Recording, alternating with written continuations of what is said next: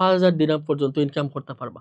মানে বুঝানি ভাই, 3,000 দিরহাম থেকে 5,000 দিরহাম, বাংলাদেশের প্রায় 1 লাখ টাকা থেকে 2 লাখ টাকা। বর্তমানে ইউরোপীয় মানুষে অত টাকা ইনকাম করতে পারেন না। 3 থেকে 5,000 দিরহাম বাংলাদেশের প্রায় 1 লাখ টাকা থেকে 2 লাখ টাকা।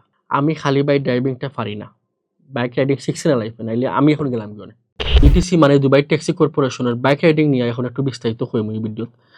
কিছু সুবিধা বা কিছু পয়েন্টস যেগুলো আপনারা জানা থাকা দরকার আর বিষয়ে আমি একটু কইম। প্রথমত, পার রাইডে আপনারে 7.5 দিরহাম, যেটা বাংলাদেশি টাকায় প্রায় 230 টাকার মতো আয়।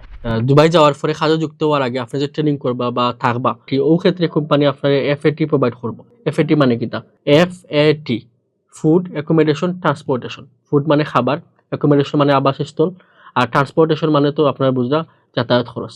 কোম্পানি কিন্তু নিজের টাকায় আপনার ট্রেনিং ক্লাসও অ্যাটেন্ড করাইব, ট্রেনিং করাইব। তো এই ক্ষেত্রে কোম্পানি আপনার উপর টাকা ইনভেস্ট করে, আপনার উচিত হইব যে ভালো মতো কাজ শেখা।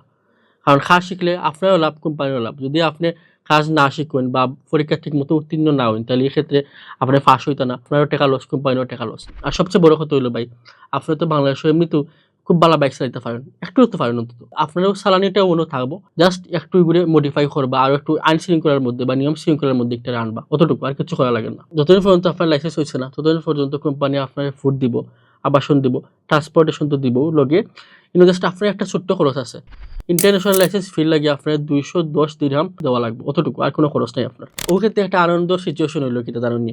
সিচুয়েশন হইলো যে কোম্পানি থেকে আপনার ব্র্যান্ড নিউ বাইক দেওয়া হইব, এবং বাইক হইব ন্যূনতম 150 সিসি, যেটা আমরা বাংলাদেশের R15 সমতুল্য, যেটা অনেক পয়েন্ট স্বপ্ন, অনেক পয়েন্টে বিয়ার সময় যৌতুক হিসাবে R15 সাইন, যেটা আপনি ফ্রিতে পাইবা। লগে আপনি এক্সেসরিজগুলো পাইবা, হেলমেট দিব, আপনার গ্লাভস দিব, মানে বাইকের লাগে যে গিয়ারগুলো লাগবে সবগুলো কোম্পানি থেকে প্রোভাইড করবে আপনার এগুলো কোনো টাকা খরচ করা লাগতো না।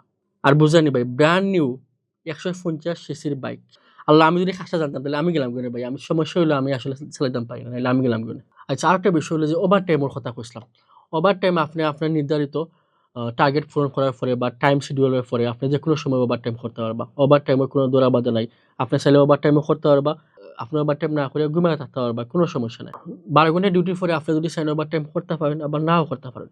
আবার যদি চাইন সারাদিন ওভার টাইম করতে, তাও করতে পারেন, কোনো সমস্যা নাই। ওভার টাইম যত বেশি করবা আপনার লাগে একটা বালা। ওভার টাইম করিয়া সপ্তাহ মিলিয়া ন্যূনতম হইলেও দুবাইরে আপনি 3,000 দিরহাম তাকিয়া 5,000 দিরহাম পর্যন্ত ইনকাম করতে পারবা। মানে বুঝানি ভাই, 3,000 দিরহাম থেকে 5,000 দিরহাম, বাংলাদেশের প্রায় 1 লাখ টাকা থেকে 2 লাখ টাকা। বর্তমানে ইউরোপীয় মানুষে অত টাকা ইনকাম করতে পারেন না। 3 থেকে 5,000 দিরহাম বাংলাদেশের প্রায় 1 লাখ টাকা থেকে 2 লাখ টাকা। আমি খালি ভাই ড্রাইভিংটা পারি না, বাইক রাইডিং শিখছি না লাইফে, নাইলে আমি এখন গেলাম গনে, সত্যি কই না।